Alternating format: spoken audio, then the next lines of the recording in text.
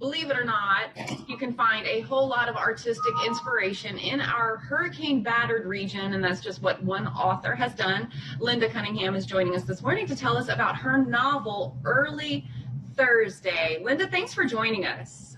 Thank you. Thank you for having me. I've got a copy of your novel right here. I haven't finished reading it yet, and I don't want to give too much away about it, but I want to start by talking about your personal experience with Hurricane Audrey and how that became sort of an inspiration for you in writing this novel.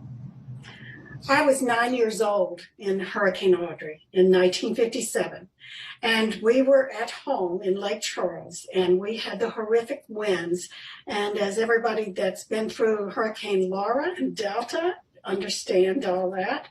But my father was director of civil defense. His name was Larry Stevenson, and he came home with all the survival stories, and he came home with the coroner's pictures, which I saw, and all of this lent authenticity to the book.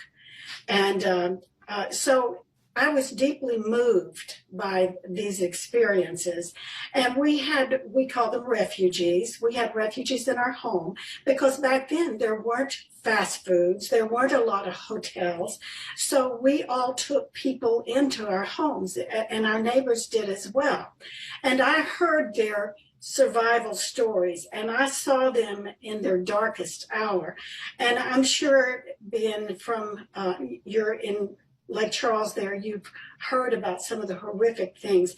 They found a live baby floating on a dead cow.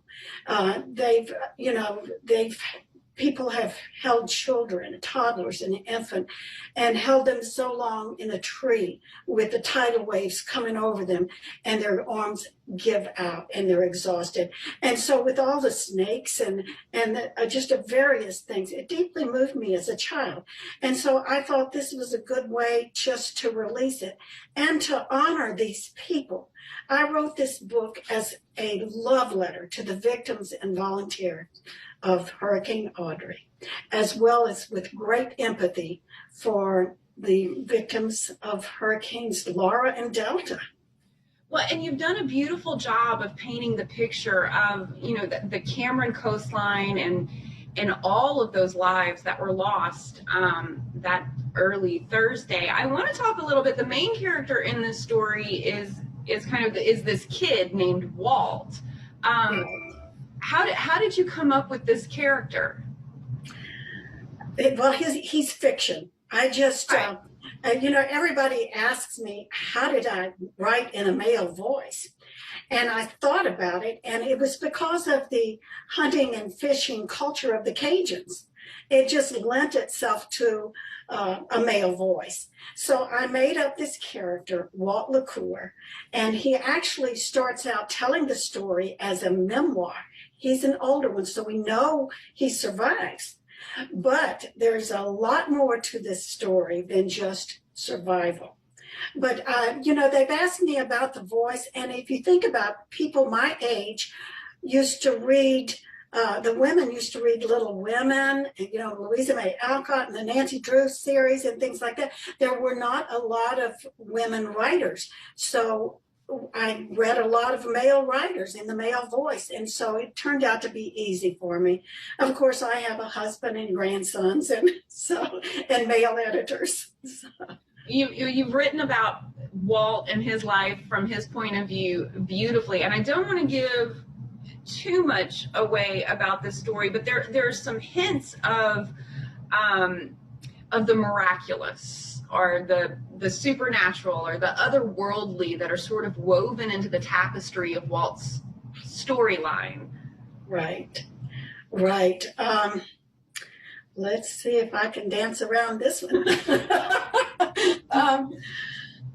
The book, well, I can go ahead and tell you a little bit as a real story. It evolved around a real story of a boy that said that he kept coming, he was drowning, and he kept coming up just to see the beautiful lady.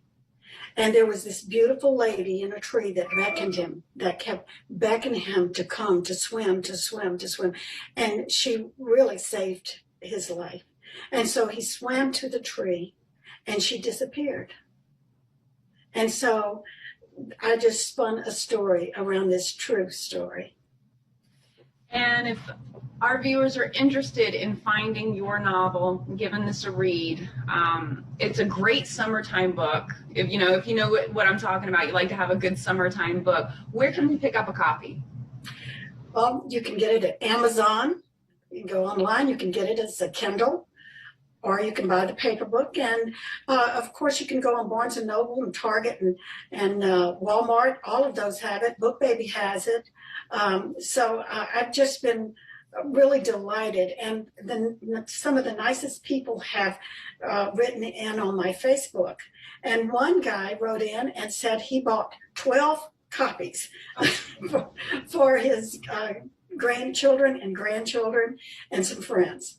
And so he just loved it. And I'm surprised that there's so many men that love this book. And but the women do too. And it'll make you laugh. It's going to make you cry. In fact, every time I read it, I cry, and I wrote it. It's a wonderful novel. We're so thrilled that we had the opportunity to talk to you for a few minutes about it. I'm delighted to have a copy of it myself, and I look forward to finishing it in the next week or so. And I'll be one of those people who are writing on your Facebook page. Linda, thanks so much for joining us today. Thank you. I appreciate it. And stay with us. We're going to have more Midday right after this break.